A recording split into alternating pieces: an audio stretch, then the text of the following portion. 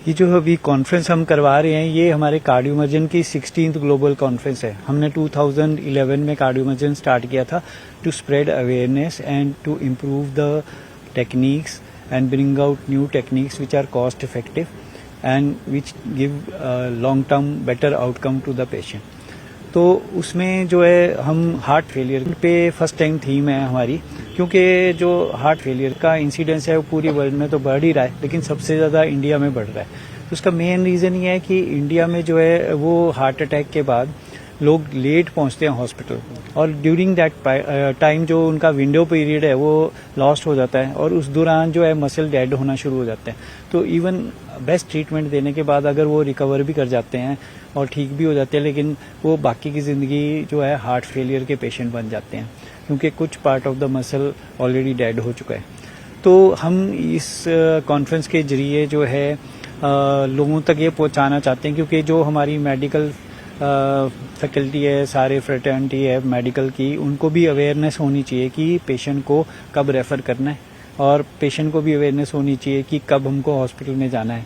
और जो first hour होता है वो गोल्डन आवर होता है, तो उस दौरान अगर हम नहीं पहुंचेंगे हॉस्पिटल में तो उसके बाद फिर मसल डेड होना शुरू हो जाएगा। तो उसमें हमने जो है और भी जो 2 ऑर्गेनाइजेशंस हैं, एक तो heart failure and heart lung transplant society है, उनके साथ भी कोलैबोरेट किया हुआ है, और जो इंडियन एसोसिएशन है जो कार्डियोवैस्कुलर एंड थोरैसिक सर्जन्स की, उनके साथ भी कोलैबोरेट किया हुआ है। क्योंकि जो है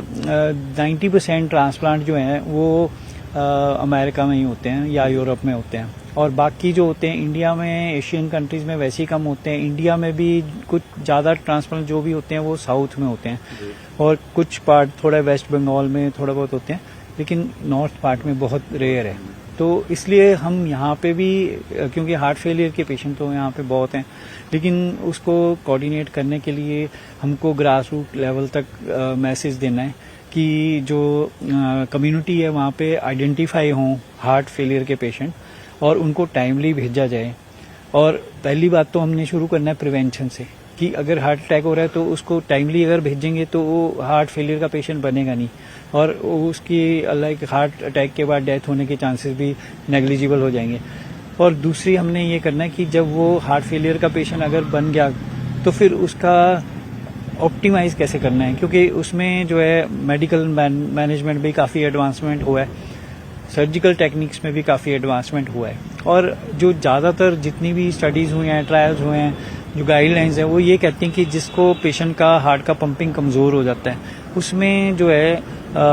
बाईपास सर्जरी जो है वही ज़्यादा कामयाब है कंपेयर टू स्टेंटिंग। और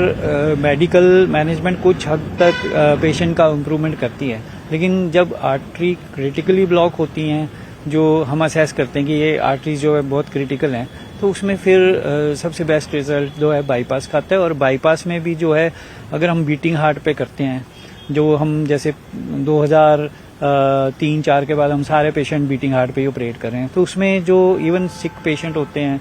जिनका कि हार्ट का पंपिंग काफ़ी कमज़ोर हो गया, जिनको हार्ट अटैक भी आया हुआ है, तो उनमें भी जो है पेशेंट की रिकवरी बेटर होती है, तुरंत होती है, और patient with in 3-4 days recover होकर घर चले जाते हैं। एक नया चैलेंज डॉक्टर साहब ये भी देखने में आ रहा है कि बड़े अब यंग एजेस में 30-35-40 की रेंज के हार्ट अटैक्स आए, बड़ी रिसर्च खबरें चली, वो आपको लगता है वो भी चैलेंज है?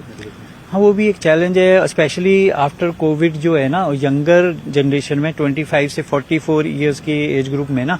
ऑलमोस्ट 29.9% इंक्रीज हो गया ये सडन हार्ट अटैक डेथ्स का। तो उसके भी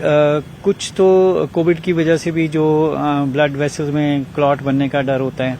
तो इवन अगर वो हॉस्पिटलाइजेशन की जरूरत नहीं पड़ी थी कोविड के लिए तब भी रिस्क बढ़ जाता है 10 टाइम्स। लेकिन जिनको आईसीयू में एडमिट होना पड़ा था कोविड में,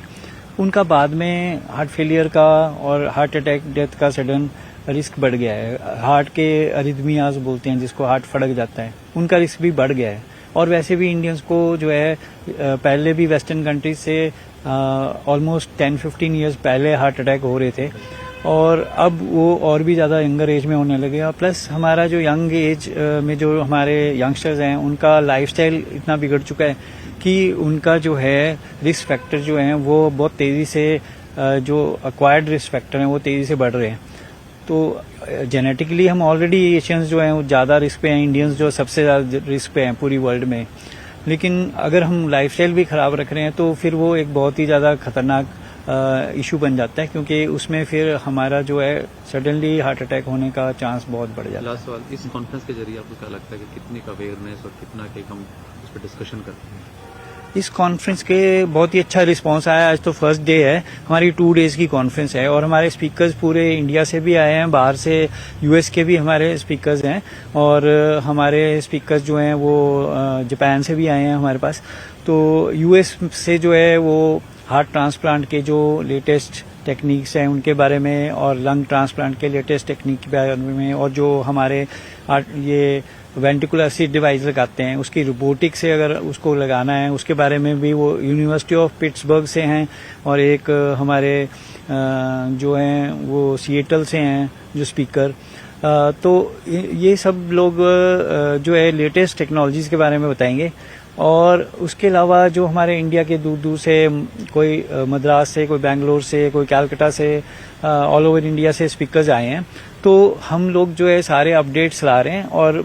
रिस्पांस बड़ा अच्छा है। हमारे ऑडियंस जो है अभी भी हम देख रहे हैं कि 200-250 जो टॉप के डॉक्टर्स हैं वो इस रीजन के वो अटेंड कर रहे हैं इसको, और ऑनलाइन भी इसमें जो है हज़ारों में डॉक्टर अटेंड कर रहे हैं। जो हमने ऑनलाइन लिंक्स हैं दोनों दिन के टॉक्स के वो अवेलेबल हैं। तो उसमें वी होप कि जो ये मैसेज है it is spreading far and wide और इंटरनेशनल लेवल से भी लोग हमारे साथ जुड़े हुए हैं। तो हम चाहते हैं कि जो भी लेटेस्ट चीज़ें हैं वो सब लोग को अवेयरनेस पहुंचाएं। और जो इंडिया में हार्ट फेलियर के पेशेंट हैं उनका थोड़ा स्पेक्ट्रम डिफरेंट है कंपेयर टू वेस्टर्न पॉपुलेशन। तो उसके लिए स्पेशली हमको हमारा ट्रीटमेंट मेथड्स भी थोड़े डिफरेंट होते हैं। हमारे ज़्यादा सिक पेशेंट आते हैं हमारे पास, ज़्यादा लेट आते हैं, तो उन लोगों को कैसे मैनेज करना है और उन लोग को ये कैसे हमने अवेयरनेस दिलानी है। और कुछ टॉक हमारे हैं जो लोगों में ऑर्गन डोनेशन के बारे में है कि इंडिया में लोग ऑर्गन डोनेट मुश्किल से करते हैं। तो वेस्टर्न कंट्रीज में होता है कि जब मैं वहाँ पे पिट्सबर्ग में काम कर रहा था तो वहाँ पे जो है वो जैसे ही किसी का जैसे कार्डियक डेथ होता है तो उसका वो हार्ट भी निकाल लेते हैं, उसका लीवर भी निकाल लेते हैं, उसके किडनी भी निकाल लेते हैं, उसके